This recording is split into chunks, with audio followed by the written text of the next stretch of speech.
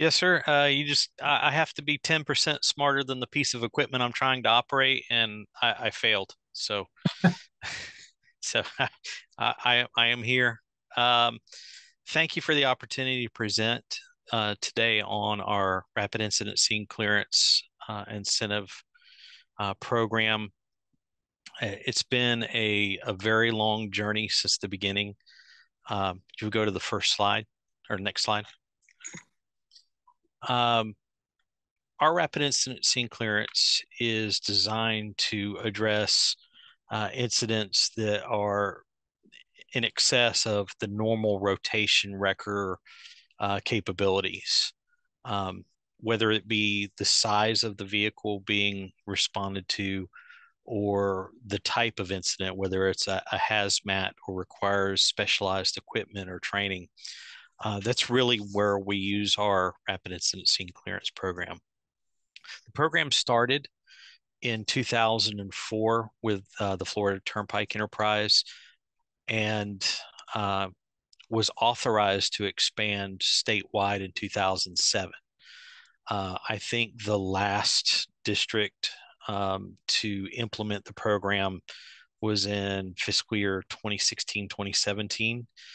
Um, but now all of our districts statewide have the program, and the program is offered on all limited access facilities, toll roads, and arterials managed by FDOT. Um, the scope of services has evolved over time to allow districts that have special circumstances to have those needs addressed in the contract language. It's been a quite an experience and education in looking at the need and translating that to legislation or contract language or payments. All of our risk vendors are pre-qualified. They're approved for FHP rotation wrecker services, and the training requirements, they're all required to have what's required for our wreckers. Florida Administrative Code 15B-9 is their guidelines, but we also hold them to the National Traffic Incident Management responder training for their drivers. So and I make a point to say that they're on wrecker rotation, is you have a lot of companies that will say, oh, I'm in good standing with FHP, but they might be 5 counties up or their base of operations. Um, and they get into a response time kind of bidding war with other contractors that are local to the coverage area. So we really made an effort to tie them down to the FHP rotation covering the area that they're servicing.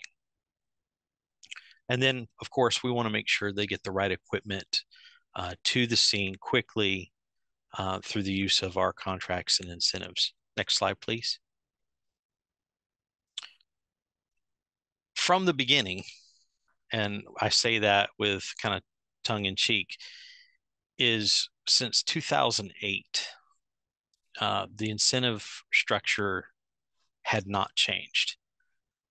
We had a mobilization incentive payment if they were arrived within 60 minutes of activation. They would receive $600, or they would qualify to receive it. Then, if they had arrived within 60 minutes and had the scene cleared within 90 minutes of the notice to proceed, they would receive 2,500. Much like other programs, if they had to call for extra equipment, they could receive up to $1,000 in addition to the 2,500, with a max payout of 3,500 for an activation. Next slide, please.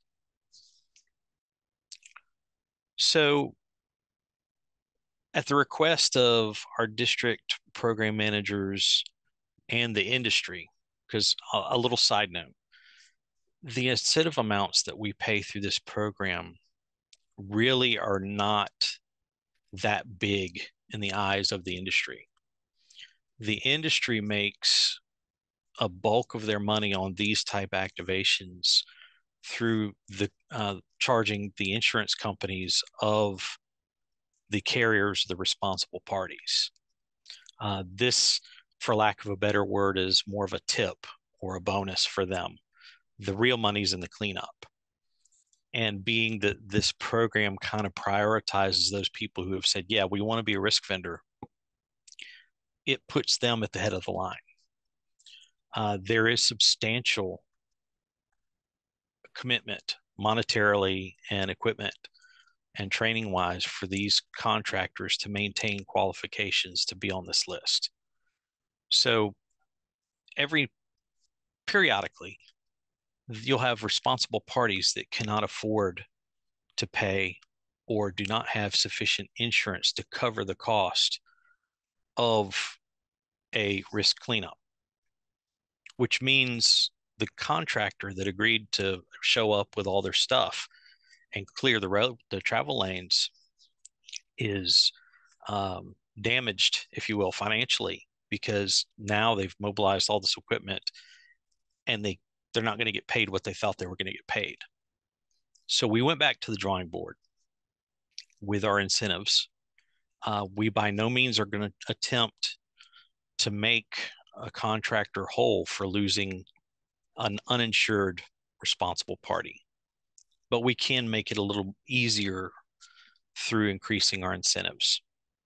So the first thing we did was we separated the mobilization incentive payment requirement from the clearance. So if it took them longer to get there, they weren't knocked out of the rest of the incentive. We adjusted the arrival times and we differentiate between urban and rural because our coverage areas are so diverse. The Panhandle is mostly rural. North Florida is rural. Central Florida, South Florida is more urban. So there's also a greater abundance of contractors that want to participate in the more urbanized areas.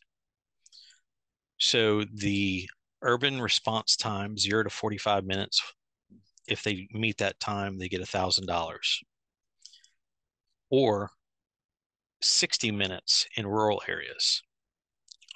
Another note, another caveat is that vastly rural areas, the contractors have a difficult time driving from their base of operations to an incident scene safely in these time frames.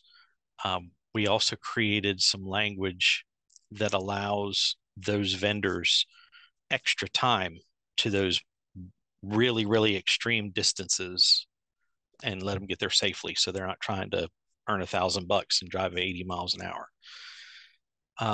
You can see here the other times 45 to 60, they get 500. And if they're over 60 minutes in urban versus rural, they don't get a mobilization incentive payment. This was in our invitation to negotiate shell last year. It is going to be in our procedural revision this year. Next slide, please. Clearance incentives. We looked at our numbers. A lot of our clearance times are fairly quick. So we wanted to create greater opportunity for additional funds. So if they get there and they're cleared within 30 minutes, they're getting $5,500 plus the mobilization incentive. And you can see the remainder of the breakdowns of the times. If they're over 90 minutes, there's no incentive. But if they go over 180 minutes, they can be $10 a minute penalty for not completing those clearances. Next slide, please. So the new maximum is $6,500 if they do everything the way that it's supposed to be done. They meet their thresholds. They do get that maximum payment. So next slide, please. So aside from what I've already mentioned, why the funding increase? Why do we think it was important to keep the incentives increased? Number one, it had been almost 20 years since there had been a change to the incentive amounts. Two, we have an increase of truck traffic. This graph, when we made the request 2 years ago, shows an increase of truck traffic and a corresponding increase to the type of events that qualify for risk, which it's a dramatic spike, partially because districts were now coming online with the program. But even within the ones that already had the program from 2010 to 2015, there was an increase, and which means that there's longer traffic delays, which means there's more need for specialized response. The districts were spending, and I'll get to this in another slide, the districts were spending more money on the program than what we were allocating to them from our budget. And we wanted to take some of the bite out of that inflation rate increase since 2004. Next slide, please. So I mentioned the allocation.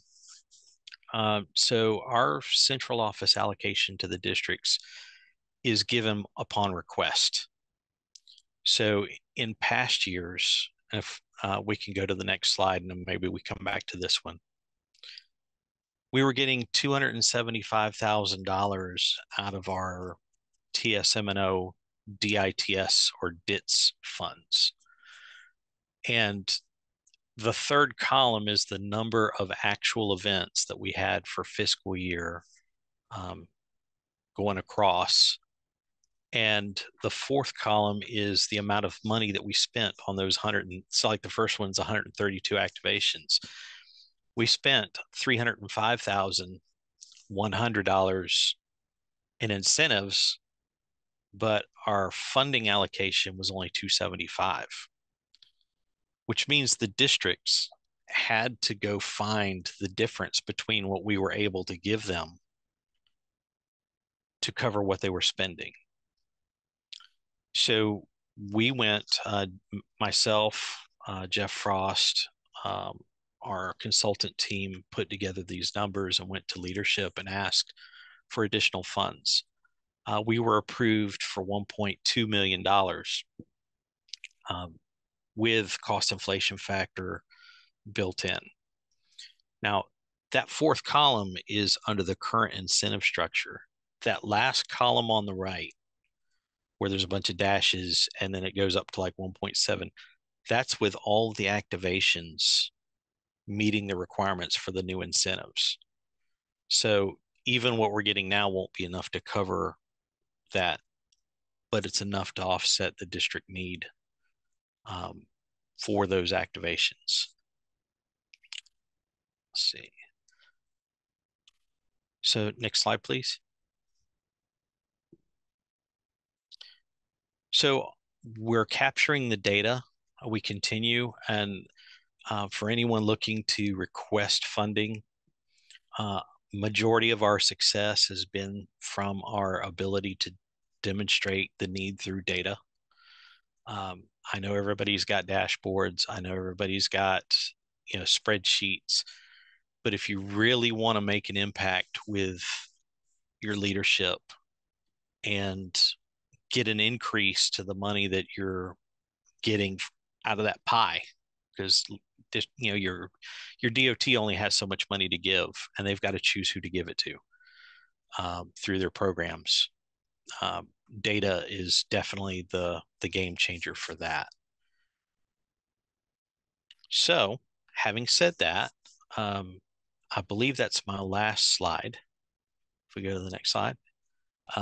As always, move over, slow down for stopped emergency service vehicles. Here's my contact information. And I'm sorry, Paul, I'm 5 seconds over.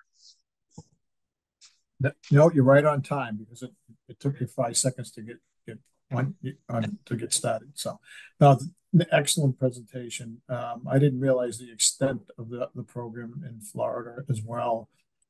It's alive and well. We'll answer questions at the end, but a burning question for everybody: where do you get the money? Where do you get the money?